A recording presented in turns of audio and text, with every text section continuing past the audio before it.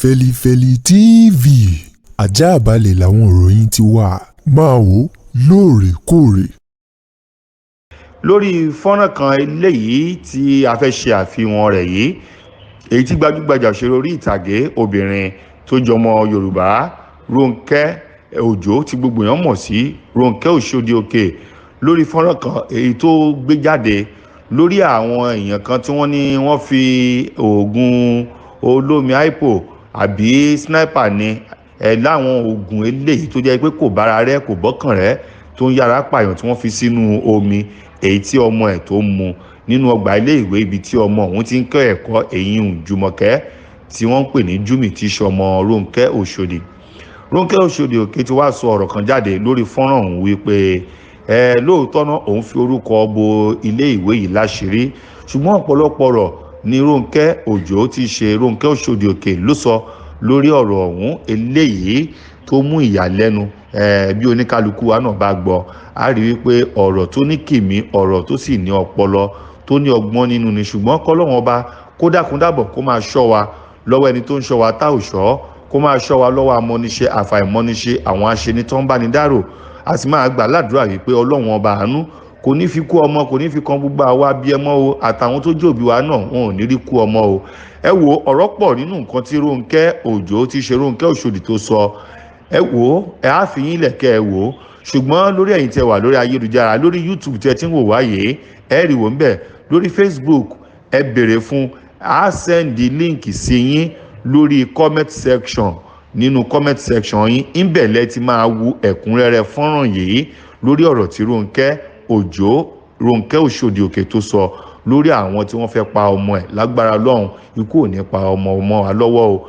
Ẹ send message sí wa ẹ like ẹ share kẹ́ fi comment yín síbẹ̀ lábẹ́ àwọn comment yín á send link tẹ́ ti máa wo ẹ̀kúnrẹ́rẹ́ á send ẹ̀ síbẹ̀ níbi tẹ́ ti gbọ́ gbogbo nǹkan tí Ronke Oshodi Oke tó sọ lórí ọ̀rọ̀ ọ̀hún ẹ ṣé.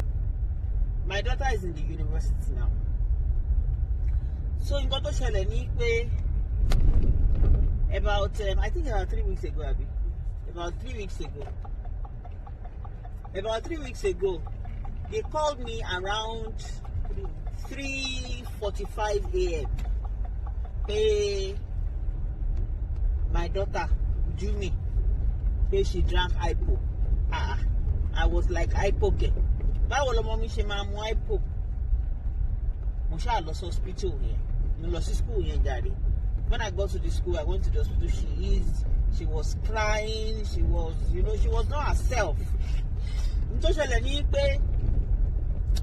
Maybe her roommate or maybe her friends or want the hypo deliberately want the hypo sínú omi tó mu.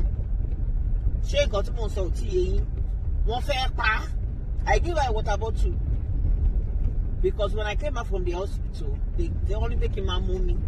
She got him on something, so one lot to my mommy. So what like what about to you?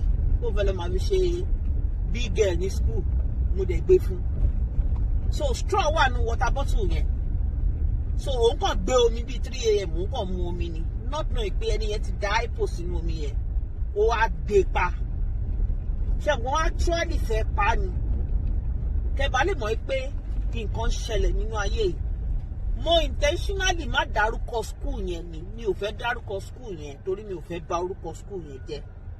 I'm warning the school for the last time, first and the last time lélẹ́yìí mo mọ̀ pé àwọn ará school yẹn máa wo fídíò yìí.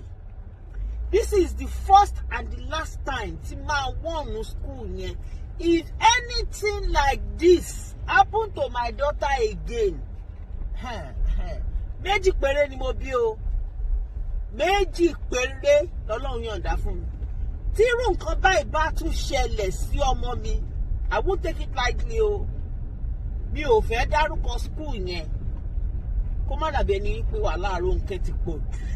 Ní tí mo ṣe rọra ṣe nílẹ̀ láìlò nìyẹn. Hospital mẹ́ta la lọ kó tó di pé ọmọ mi wà okay. Èmi tó jẹ́ pé Ọlọ́run ń ṣàánú mi ni.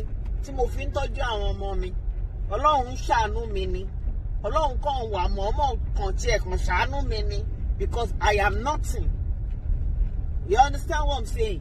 And I'm saying this gbogbo parents náà school táwọn mi wà kò ń ṣe public school o.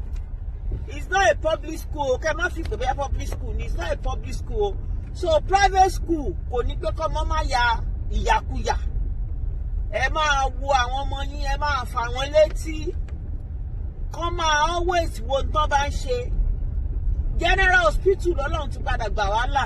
Nígbà tó gbé kinní sí fún ọmọ mi báyìí. Kámẹ́rà tó gbé sínú ẹ̀ báyìí tán mo sá jáde ni. Èwo làbúrò máa ń wo fún ẹ̀dọ̀. You understand what I'm saying? So I'm saying this to all parents. Ẹ má fi pé bóyá kinní kan Ọlọ́run ò ní já rírú ẹ̀ o. Ọlọ́run ò ní já rírú ẹ̀ o. Ọlọ́run ò ní já rírú ẹ̀ o. Ẹ be careful o. Àwọn ará school ọmọ mi mo mọ̀ pé ẹ máa wo kinní yìí. Òun mo ṣe ṣe. Mi ò bá yín jà. Ẹ mọ̀ kí kò ń sọ̀rọ̀ ọjà. Mi ò bá yín jà báyìí o. Mi ò já o. Mi ò já o. Mi ò jà kó gbọ́dọ̀ rìpíìtì ara ẹ̀ bọ́ báyìí lè rìpíìtì ara rẹ̀. Ó dà Ọlọ́run ní já rí wà Ọlọ́run ní já rí wàhálà gbogbo èbó tá à ń san o á padà sọ di Yorùbá ni o tá máa bá wa jẹ́ gidi. God bless everybody. Ẹ ṣé mo dúpẹ́ o.